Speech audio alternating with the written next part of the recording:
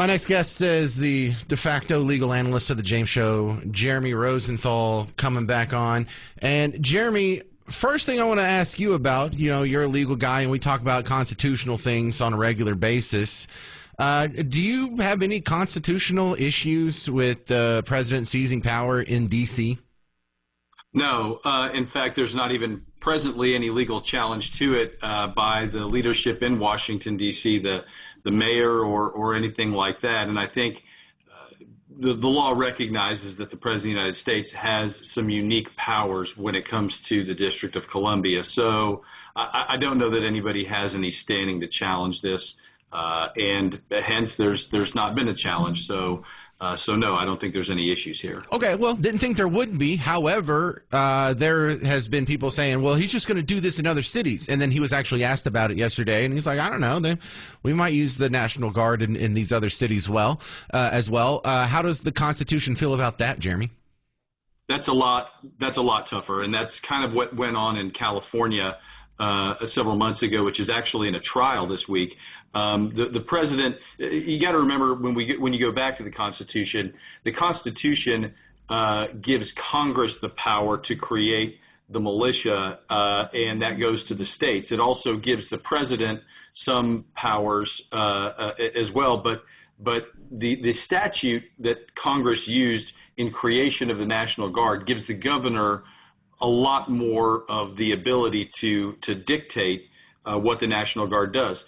By law, the president can do several things, though, without the governor's consent, and this is what was litigated in California. Okay. The president can put down an insurrection in a state. He can prepare for an invasion from an outside entity, or if he does not feel like if he cannot be the chief executive, right? If he cannot enforce the laws of the United States, that's the executive's role. If he can't adequately do that, then he can try to do the National Guard or use the National Guard that way. That's the issue in California, because the courts have come back and say, well, you can't do it for any reason, Mr. President. You can't do it just because you want to do it because you're the president. You have to have a reason or a basis to do this, and that's the issue.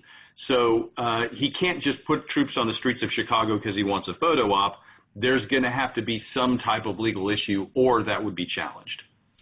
All right, we're talking with Jeremy Rosenthal, TexasDefenseFirm.com. If you have any constitutional questions, just give him a call. But the other situation we're dealing with that I have legal questions on, we were talking with Brian Harrison a couple segments ago. He's a state representative out of Midlothian. And he was saying that for the state representatives who have fled to prevent a quorum, to prevent redistricting, we have the right to arrest them if they're in Texas. And the rumor is there are some of them in Texas, and they're going unarrested. Is that a thing? You can just pick and choose like that? Okay, so you would think that if they're not being the Texas Constitution gives the legislature the right to issue these civil warrants without a quorum, and they're specifically, they can direct a law enforcement person, and it's arrest really in name only. They pick up the legislator and they take them to Austin to the chamber so that they have a quorum. That's it. You're not going to jail. You're not, getting 3 hots in a cot. It's not one of those types of arrests.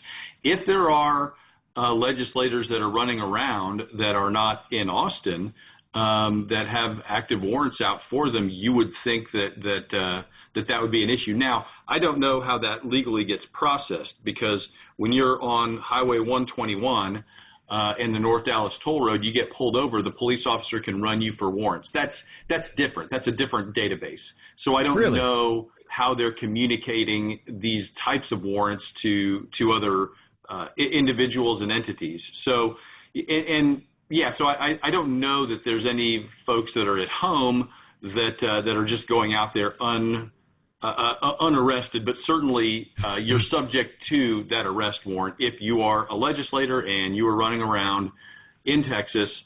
Then they can pick you up and take you to Austin. You working on any cool cases these days? Oh, it's all privileged. The wonderful thing about criminal law is that we can, when we win a case, we can get it expunged under Texas Penal Code of Criminal Procedure Chapter 55. which means that it erases your arrest. Which means I could say anything. It's like the stealth bomber. I could say, man, I've acquitted 5 million people, and nobody would know whether I'm telling the truth or not because it's erased. So, but yeah, a lot of cool stuff, James. A lot of cool stuff. Yeah. Well, listen, I don't want to get anybody in trouble, but one of my best friends is a lawyer, and I've learned just ask him that every once in a while because sometimes he has a very good answer to that question. I don't know if he's not supposed to tell me, he just does or whatever. Well. If we weren't on the radio and letting everybody in DFW know, the rules of privilege provide that I could probably divulge things so long as I don't divulge the identities of the people involved. Yeah. The rules of privilege in a criminal case are actually much stricter. Any fact, this is a fun fact, under Texas Rule of Evidence 503 B2, not that I've ever read that thing 5 million times, that's the special rule of privilege in criminal cases. And what that means is that any fact that I learn by way of representation in a criminal case is privileged. And consider this. Let's say, for argument's sake, somebody committed a murder. Jeremy, I've got like 36 seconds. This is a fun story, James. Okay. Well, you want to hang on and tell me the rest? Murder.